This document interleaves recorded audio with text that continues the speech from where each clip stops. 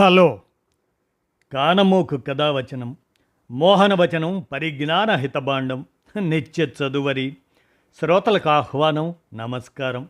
చదవదగునెవరు రాసిన తదుపరి చదివిన వెంటనే మరువక పలువురికి వినిపింపబూనిన అది ఏ పరిజ్ఞాన హితబాండమౌపో మహిళ మోహనవచనమై విరాజిల్లు.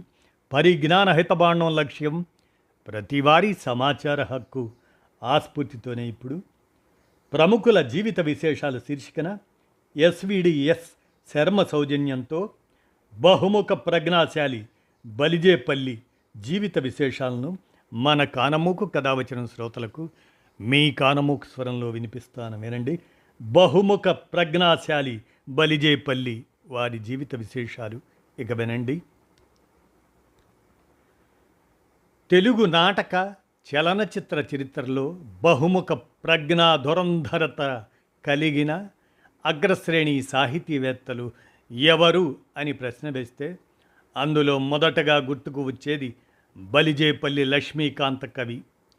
తెలుగు నాటకం మీద, నాటక కళాకారుల మీద ఈ శతాబ్దపు మొదటి భాగంలో గౌరవం పెరగడానికి కారణం ఒకటి అని చెప్పుకోవచ్చు. స్వయంగా నాటకకర్తలే నటులుగా ప్రవేశం చేయటం, అప్పటిదాకా ఆయా నాటకాల్లో పాత్రలు వేస్తున్న వాళ్ళు పండితులు కాకపోవటం వల్ల అపశబ్దాలు, తప్పుడు విరుపులు చోటు చేసుకునేవట. కానీ వేదం వెంకటరాయ శాస్త్రి గారు, ధర్మవరం వారు, కోలాచలం వారు, బలిజేపల్లి మొదలైన వారు తాము స్వయంగా రంగంలోకి దిగటంతో నాటక రంగం కొత్త వెలుగుని చవిచూసింది.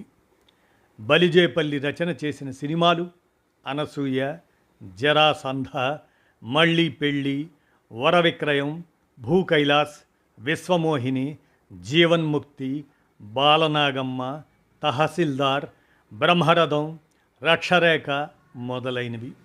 వీటిలో మళ్ళీ పెళ్ళి, వరవిక్రయం, బాలనాగమ్మ, తహసీల్దార్, రక్షరేఖలో నటించారు కూడా బలిజేపల్లి వారు. లక్ష్మీకాంతం ఆయన కవి, స్వాతంత్ర సమరయోధులు కూడా. గాంధీజీ అంటే ఆయనకు చాలా భక్తి ఉండేది. స్వాతంత్ర పోరాట సమయంలో 2 ఏళ్ళు కారాగారవాసం కూడా అనుభవించారు. స్వరాజ్య రథము, స్వరాజ్య సమస్య అనే ఖండకావ్యాలు కూడా రచించారు. బలిజేపల్లి వారు తన నాటకాల్లో లేని వ్యవహారిక భాషని తాను రాసిన సినిమా పాటల్లో చొప్పించి ఎంతో అందమైన పాటలను సృష్టించారు. లక్ష్మీకాంతం చాలా సినిమాలకు స్క్రిప్ట్ కూడా రాయటమే కాకుండా సినిమాల్లో నటించారు కూడా. ఆయన రచన చేసిన సినిమాలు మచ్చుకు కొన్ని గమనిస్తే బ్రహ్మరథం, భూకైలాసం, ధ్రువ విజయం, సతీ అనసూయ, బాలనాగమ్మ, ముగ్గురు మరాఠీలు, అలాగే గుణసుందరి, వరవిక్రయం ఈ సినిమాల్లో నటించారు కూడా బలిజేపల్లి. వరవిక్రయంలో ఆయన వేసిన సింగరాజు లింగరాజు పాత్ర ఆ రోజుల్లో చాలా పేరు తెచ్చిపెట్టింది ఆయనకు. జీవిత చరమాంకంలో కాళహస్తి రాజావారి ఆహ్వానం మీద శ్రీకాళహస్తి చేరుకొని అక్కడి ప్రశాంత వాతావరణంలో ఇల్లు కట్టుకొని శేషజీవితాన్ని మహాపుణ్యక్షేత్రమైన ఆ శివ సాన్నిధ్యంలో గడిపిన ధన్యజీవి బలిజేపల్లి లక్ష్మీకాంతం. మాయామేయ జగంబే నిత్యమని సంభావించి మోహంబునన్. వేదాంతపరమైన ఈ పద్యం గ్రామీణుల గొంతులో కూడా ఇప్పటికీ ఎప్పటికీ పలుకుతూనే ఉంటుంది. ఈ పద్యం సత్యహరిశ్చంద్రియం నాటకం కోసం శ్రీ బలిజేపల్లి లక్ష్మీకాంత కవి రాశారు. కేవలం నాటకం కోసం ఇంత భావగర్భితమైన పద్యాన్ని కవి వ్రాశారంటే అతనిలో ఉన్న వేదాంత జిజ్ఞాస ఎంత గొప్పదో చెప్పనవసరం లేదు.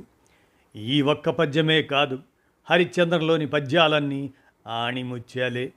శ్రీ బలిజేపల్లి లక్ష్మీకాంత కవి పద్యనాటక రచయితయే కాదు, చక్కని నటుడు, అంతేకాదు స్వాతంత్ర సమర యోధుడు. వారిలో ఒక మంచి నటుడు ఉండటం వల్లే హరిశ్చంద్ర నాటకం అంత రసవత్తరంగా తయారైంది. వారు కూడా ఆ నాటకంలో నక్షత్రకుని పాత్రను అత్యద్భుతంగా పోషించేవారట. వీరి హరిశ్చంద్ర నాటకం ద్వారా ఆ రోజుల్లో ఎంతోమంది నటులుగా ప్రఖ్యాతిగాంచారు. వారిలో ముఖ్యులు స్వర్గీయ డివి సుబ్బారావు, మల్లాది సూర్యనారాయణ శాస్త్రి, బుర్రా సుబ్రహ్మణ్య శాస్త్రి, పీసపాటి నరసింహమూర్తి గారు. మాకు ఊహ తెలిసిన తర్వాత నేను చూసిన మొదటి పద్య నాటకం హరిశ్చంద్ర. ఆ నాటకం అలానే నా మస్తిష్కంలో నిక్షిప్తమైంది. తర్వాతి రోజుల్లో కూడా ఎన్నోసార్లు ఆ నాటకాన్ని చూడటం తటస్థించింది. కేవలం ఆ నాటకంలోని భావయుక్తమైన పద్యాల కోసమే ఆ నాటకాన్ని చూశాను. ఆయన సమకాలీన జీవితంలో ఎందరో మహాకవులు ఉన్నారు. అయితే వీరిని ఒక్కరిని మాత్రమే పేరు చివరన కవి అని తగిలించి వారిని లక్ష్మీకాంత కవి అని పిలిచేవారు. అదే వారి ప్రతిభకు నిదర్శనం. బలిజేపల్లి లక్ష్మీకాంత కవి డిసెంబర్ 23, 1881 గుంటూరు జిల్లాలోని బాపట్ల వద్ద ఒక కుగ్రామమైన ఇటికంపాడులో నరసింహశాస్త్రి, ఆదిలక్ష్మమ్మ దంపతులకు జన్మించారు. కర్నూలులో మెట్రిక్ పరీక్షలో ఉత్తీర్ణులైన పిదప సబ్ రిజిస్ట్రార్ కార్యాలయంలో గుమస్తాగా పనిచేశారు. ఆయన ప్రవృత్తికి ఆ ఉద్యోగం నచ్చలేదు. అందుచేత తర్వాతి రోజుల్లో గుంటూరులోని హిందూ ఉన్నత పాఠశాలలో తెలుగు భాషా ఉపాధ్యాయులుగా చేరారు. ఆ సమయంలోనే వారు అవధానాలు కూడా చేశారు. చాలామంది సంస్థానాధీశులు, రాజులు వీరిని ఆదరించి అభిమానించారు. వారిలో ముఖ్యులు సాహితీ బంధువైన చల్లపల్లి రాజాగారు. రాజాగారి ప్రోత్సాహంతో వీరు 1922లో గుంటూరులోనే చంద్రికా ప్రింటింగ్ ప్రెస్ను ప్రారంభించారు. ఉప్పు సత్యాగ్రహంలో పాల్గొని జైలుకు వెళ్ళారు. జైల్లో ఉన్నప్పుడే 1924లో వీరు సత్య హరిశ్చంద్రీయం నాటకాన్ని రచించారు. ఆయనే ఒక నాటక సమాజాన్ని ప్రత్యేకంగా ప్రారంభించి సత్య హరిశ్చంద్రీయం, ఉత్తర రాఘవం అనే నాటకాలను పెక్కుసార్లు ప్రదర్శించారు. హరిశ్చంద్రలోని పద్యాలన్నీ వారికి కరతలామలకాలు.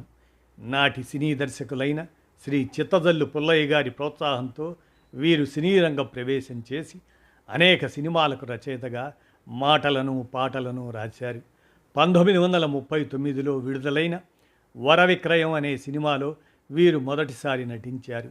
ఆ సినిమాలో లింగరాజు పాత్రను వీరు పోషించిన తీరు పండితుల, పామరుల ప్రశంసలు పొందింది. వీరు రాసిన పద్యాల వల్లనే నటించిన హరిశ్చంద్ర సినిమా ఘన విజయం సాధించింది అని అనడంలో ఏమాత్రం అతిశయోక్తి లేదు. తర్వాతి రోజుల్లో శ్రీ కేవీ రెడ్డి, ఎన్టీఆర్ ప్రధాన పాత్రలో సత్య హరిశ్చంద్ర సినిమాను తీశారు. నాటకంలోని పద్యాలన్నింటినీ తీసివేసి పింగళి గారి చేతనో, సముద్రాల గారి చేతనో సరికొత్త పద్యాలను రాయించారు. ఆ సినిమా అనుకున్నంత ఘన విజయం సాధించకపోవడానికి ముఖ్య కారణం ఈ నాటకంలోని పద్యాలను మార్చటమే అని చాలామంది ప్రగాఢ అభిప్రాయం. లక్ష్మీకాంత కవి గారు రచించిన కొన్ని గ్రంథాలను పరిశీలిస్తే శివానంద లహరి శతకం, అది శంకరుని శివానంద లహరికి పద్యరూపం. స్వరాజ్య సమస్య, అది కవితా సంపుటి. బ్రహ్మరథం అనేది నవల. మణిమంజూష అనేది నవలే. బుద్ధిమతి విలాసం అనేది నాటకం.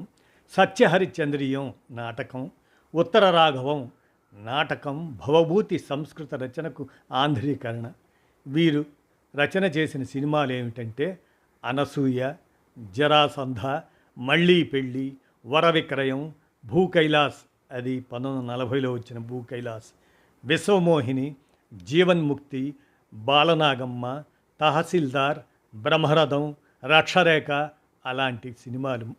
వీటిలో మళ్ళీ పెళ్ళి, వర విక్రయం, బాలనాగమ్మ, తహసీల్దార్, రక్షరేఖలో బలిజేపల్లి వారు కూడా నటించటం విశేషం.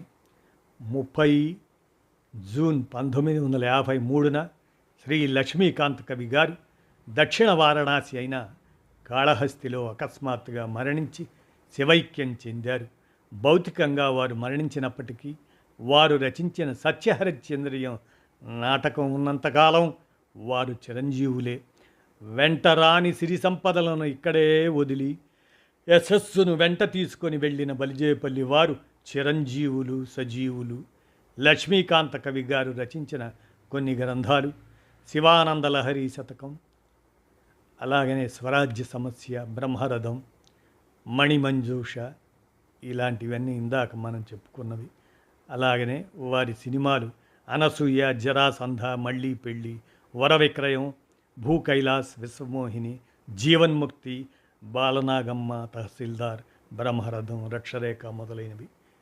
ఈ విషయాన్ని ఎస్విడిఎస్ శర్మ సౌజన్యంతో మన కానమోకు కథ వచ్చిన శ్రోతలకు ప్రముఖుల జీవిత విశేషాల శీర్షికన వినిపించాను.